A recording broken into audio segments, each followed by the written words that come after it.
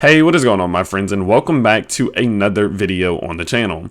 On today's video, we are taking a look at Cardano as we are in a very urgent, critical, and crucial moment for the price.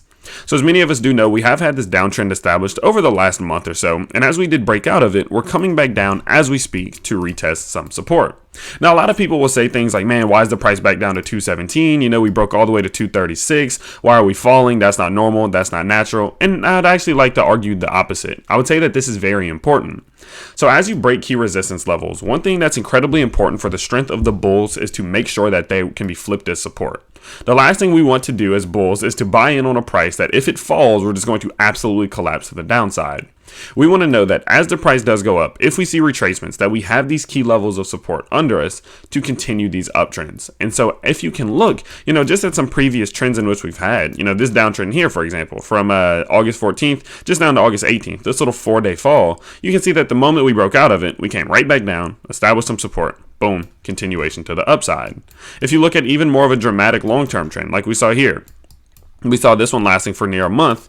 We came up, established this trend line right here. Boom, trend line, came back down, broke through it, and then as you can see, the moment we broke through it, came back down, established support, continue upwards. And that's been that helped us to maintain that uptrend as we did go forward. And so what the whole point of what I'm trying to say right now is that the fact that we are backtesting it is very normal, and it's very important that we do it, but it's very urgent that we are able to establish that support. One thing we don't want to see right now is the loss of this trend line. Now, the good thing about it is that if we were to do so, that we still do have this symmetrical triangle forming on the 4-hour charts, as you can see. Now, typically speaking, this is going to be a continuation pattern, meaning that we'll do this. If we're going down, enter into a symmetrical triangle, we'll continue going down. But what we've been seeing from many of our cryptos recently has been the opposite. If you can look at Solana, for example. So what Solana did was saw the same thing. We saw these breakouts happening, the forming of a symmetrical triangle, then the breakout to the top side. And there's multiple cryptos that have seen this exact pattern. So it seems like ADA may just be, falling a little bit behind on this. But what it does tell me is that if we were to lose, for example, this trend line that we have set right here, we do have that one key level of support, right? This one little pocket of support between $2.09 and $2.13 that could continue to push us back out before seeing that breakout to the top side optimally, of course. Okay, but best case scenario is that right now we are able to hold this trend line as support, establish that support, and start to work our way to the top side. Okay, watch this trend line. Currently speaking, it's going to be at about $2.16, but you obviously do know that every hour, every 4 hours, every day that goes by, this trend line does continue downwards, meaning it gives us some more room to the downside to fall without losing that level and then seeing that move to the upside. Okay, now one thing we do need to anticipate is that if we are to come back down, right? If we are to come back down and lose this trend line and this trend line here, that we may still be looking, somewhat relatively bullish in the long run, but we are probably going to be looking at some type of extensive period of downturn, right? Because the reason I say that is because at the moment, we're at a key level of support on our 4-hour RSI. What that means is that if you look, we have found these bottoms on this exact level multiple times. If we come here, we found this bottom. If we come here, we found this bottom. If we come here, we found this bottom. Okay, and so we've been here where we are at the moment, and we've established this as support.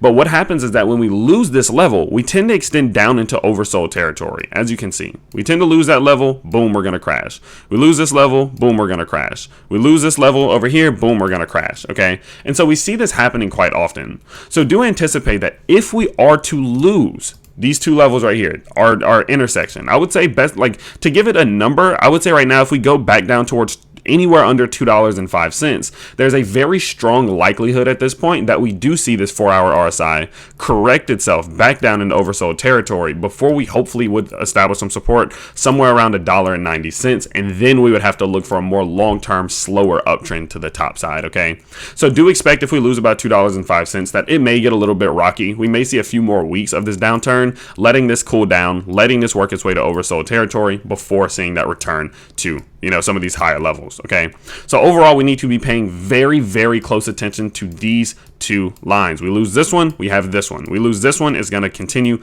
back down to the downside.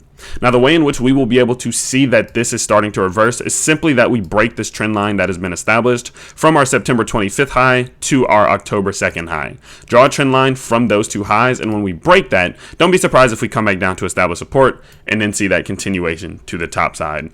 Now, do of course understand that this is not guaranteed. I don't have a crystal ball. I can't say for sure that any of this is going to happen, but I am very confident in these two support levels, and if we are to lose them, it is under my full belief that we will see that continuation to the downside. And so it's crucial that we are able to hold them and then clear our trend line here. So just keep an eye on that for today. That is going to be the main thing we need to be focusing on right now. If we are to see the clearing of this trend line, do anticipate a push back up to these highs. If we're able to clear that trend line, possibly establish some support, I'm still looking for that big move to $2.50. And so that's my top side projection right now, if we are able to see that move to the top side. So of course that can be some type of nice game of possibly, somewhere up around another 10 to 15% there. So overall, that's what I'm looking at for Cardano, keeping it really simple, keeping it really short. I don't want to go too far into any other indicators or any other technicals, as I think this pattern and these two support levels and one resistance level, of course these two support levels and this one resistance level, are going to serve as utmost importance right now. So I will of course keep you guys as up to date as possible when we do get any big break to the upside. I do let my Patreon members know ASAP whenever we see anything important happen. So of course, if you've not checked that out, go down to the link in the description, go check it out. Let me know what you think, and I will see you all next time. Peace.